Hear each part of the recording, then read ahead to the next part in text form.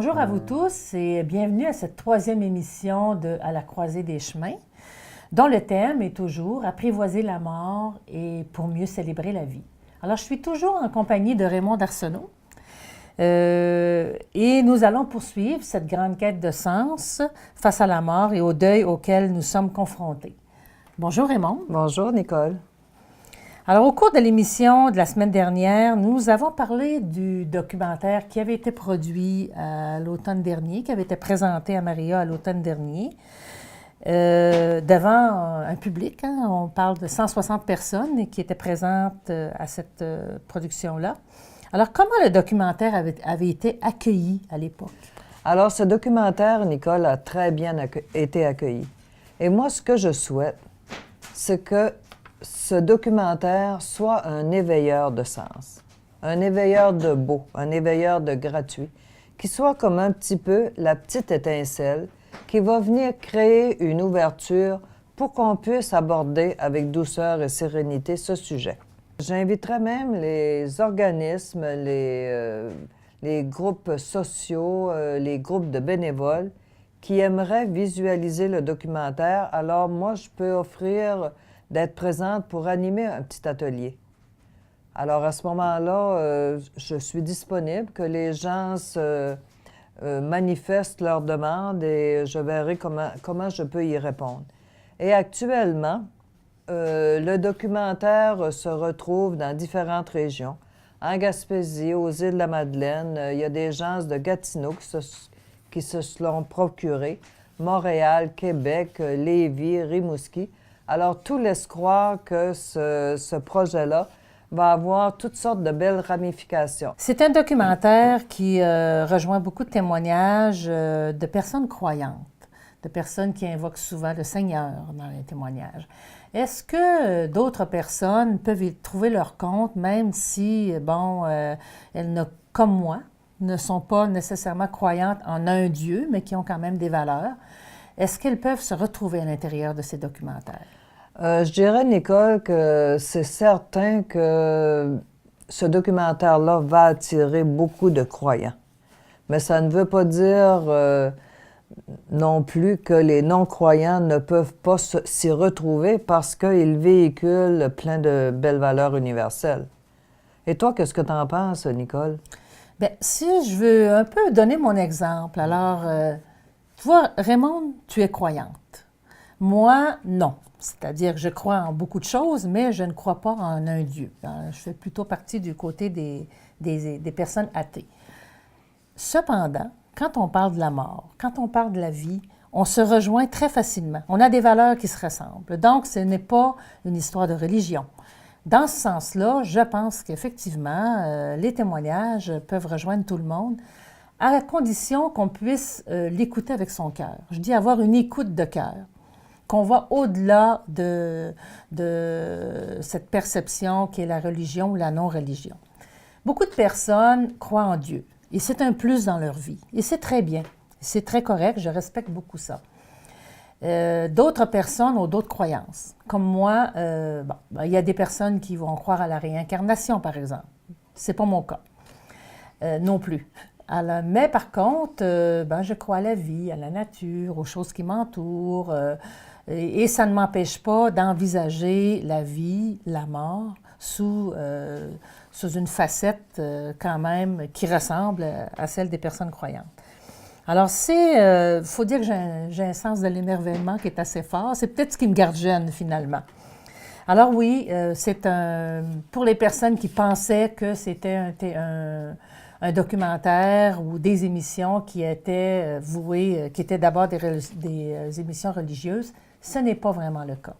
C'est au-delà des religions, mais bien sûr teinté de religion parce que beaucoup de personnes sont croyantes.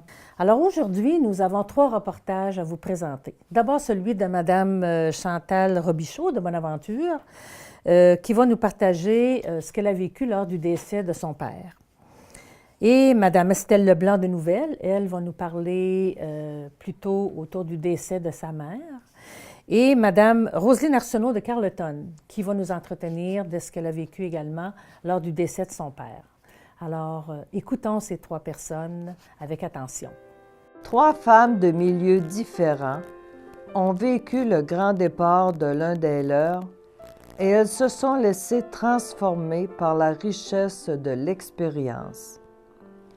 Leur témoignage nous amène au cœur de la vie et nous pouvons ressentir, aussi paradoxal que cela puisse sembler, que la vie a eu le dessus sur la mort. Le décès d'un être cher est souvent un second départ pour ceux qui restent.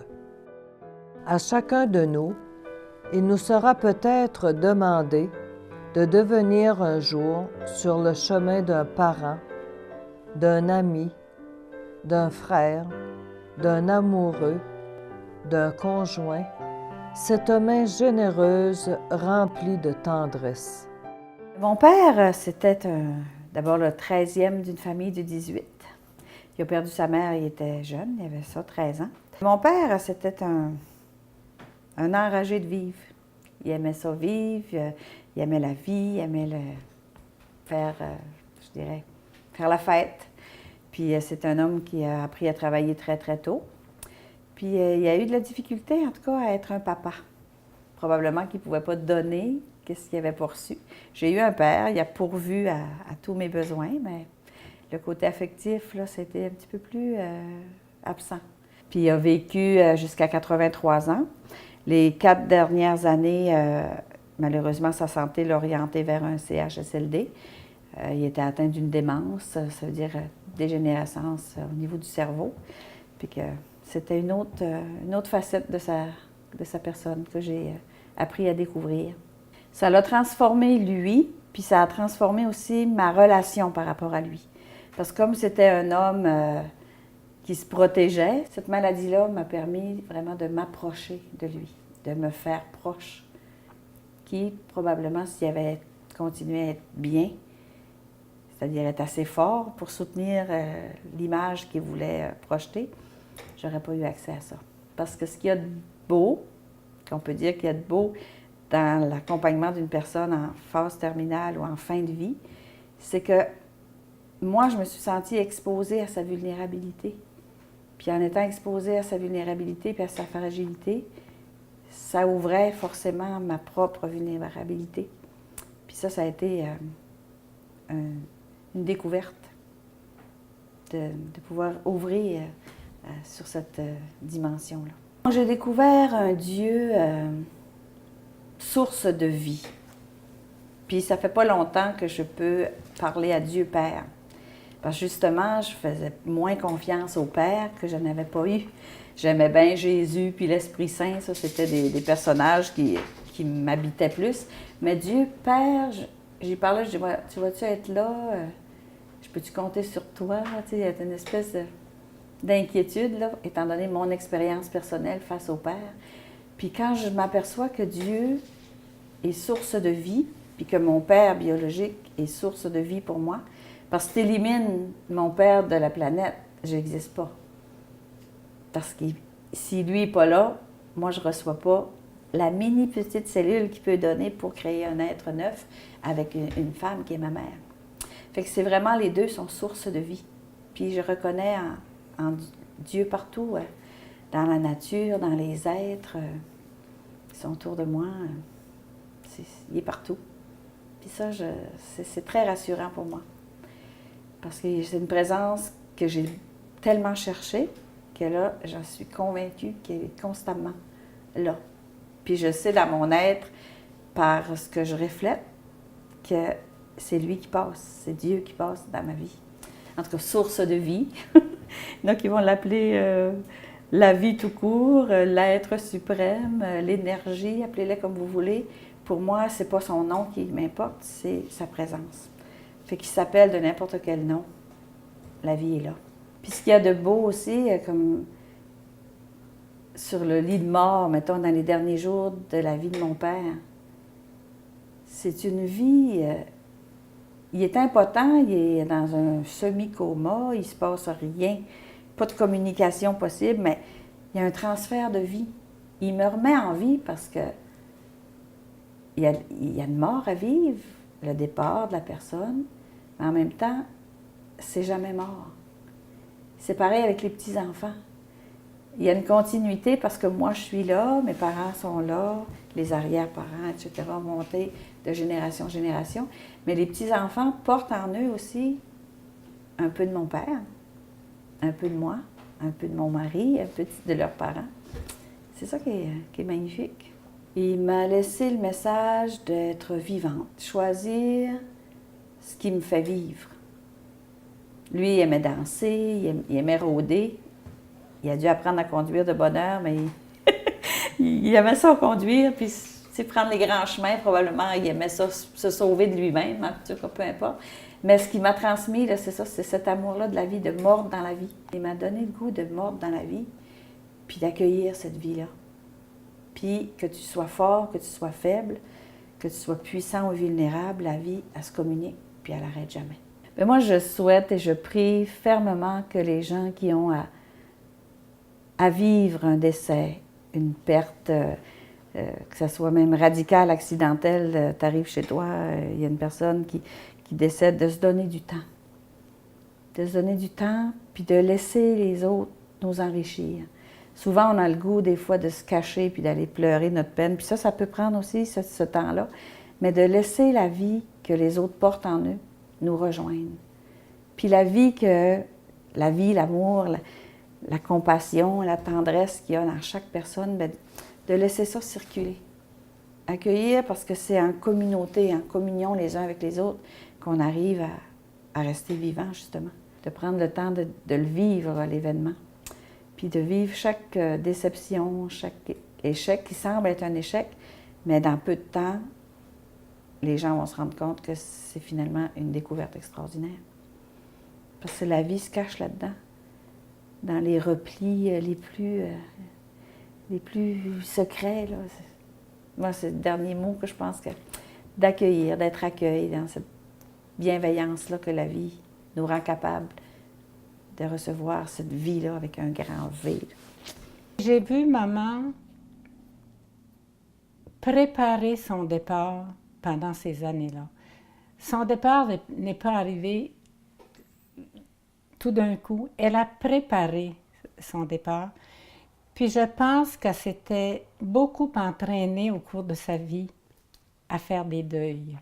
Maman avait cette faculté d'être capable de faire des deuils. Alors, face à la mort, maman était d'une sérénité. Maman avait choisi de vivre à l'Aube-Rivière. Et tous les éléments étaient réunis pour que la mort de maman, qu'on puisse la célébrer, sa mort.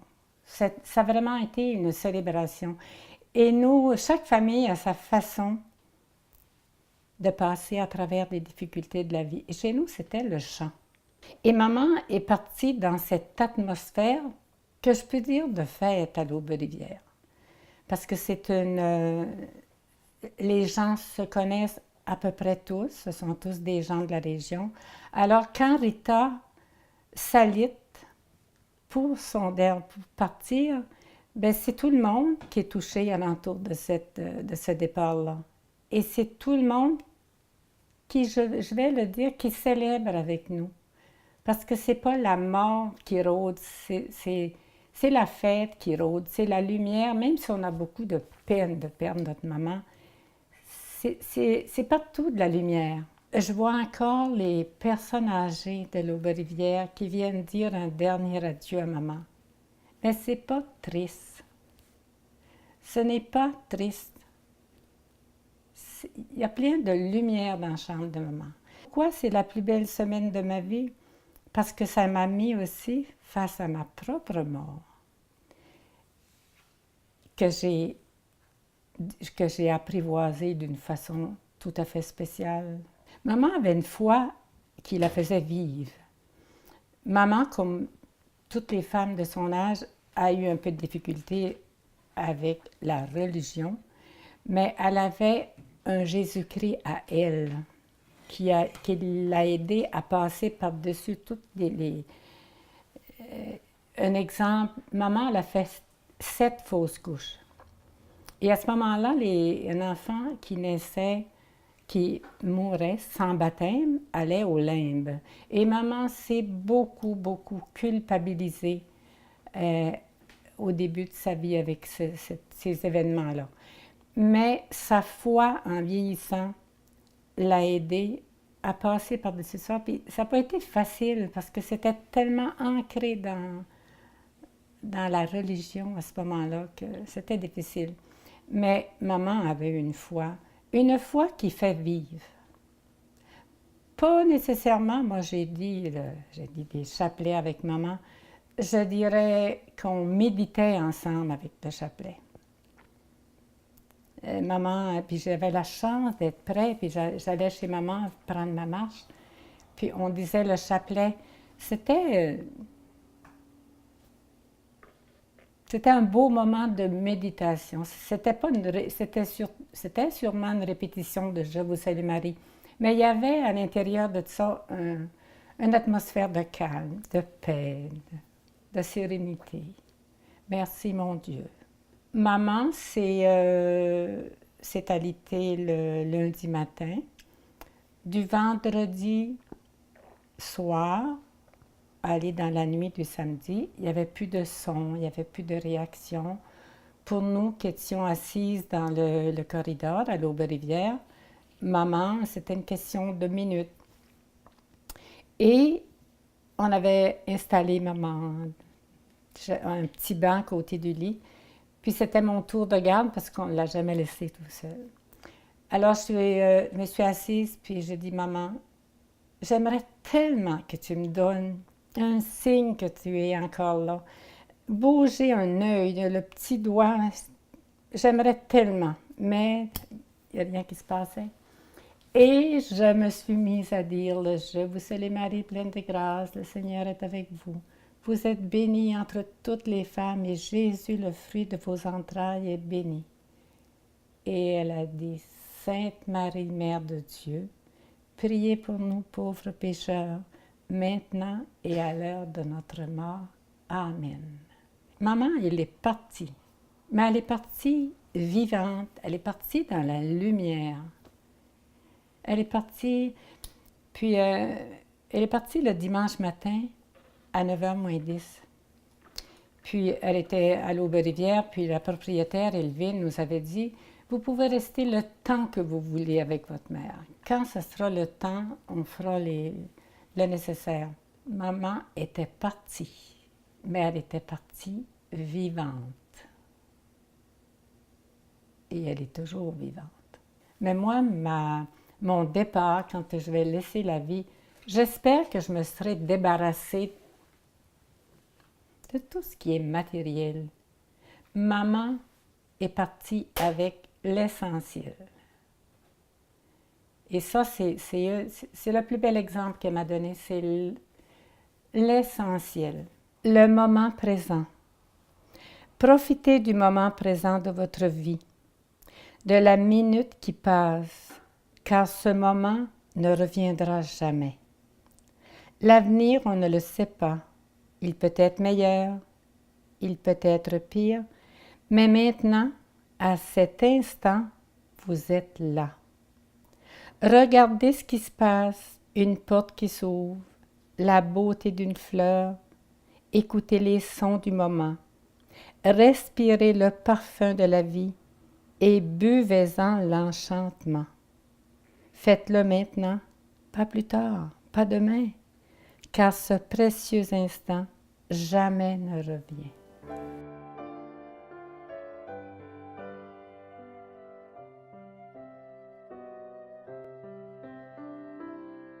Mon père est décédé le 10 septembre 2010, à l'âge de 89 ans. Sa fête était le 23 juin cette année-là, comme toutes les autres années, et puis il avait eu 89 ans.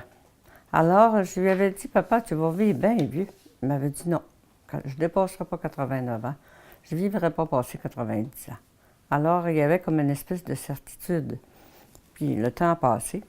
Alors, papa avait beaucoup de résilience dans sa vie, il acceptait d'être cardiaque. C'est sûr que lorsqu'on a un père qui est malade depuis longtemps comme ça, on a peut-être une acceptation plus facile étant donné que lui-même accepte d'être un cardiaque. Alors, c'est sûr qu'il a eu fait des pneumonies, puis il y a eu une rechute de pneumonie pour enfin rentrer à l'hôpital un vendredi et il est décédé le lundi. Papa n'aurait pas voulu être dans un lit d'hôpital pendant des mois à attendre après la mort, parce que ça n'aurait pas eu de sens pour lui. Ou être dans un déni de pensée de guérir. Alors, il y avait une grande résilience. Une résilience de l'acceptation de son état et aussi de donner un sens à sa vie. Parce qu'il avait toujours donné un sens à sa vie, qu'il ait eu 40 ans, 60 ans ou 89 ans. Alors ça, c'était bien important pour lui. D'ailleurs, papa avait toujours une conception, on est venu au monde pour souffrir et pour mourir. Ça, je l'ai entendu souvent dire ça. C'est sûr qu'il y avait tout un sens aussi relié aux judéo-chrétiens là-dedans, mais quand même, c'était ça, ses valeurs. Alors, c'était, quand ça va être mon heure va être arrivée, ça sera bien correct. Ça va bien se passer.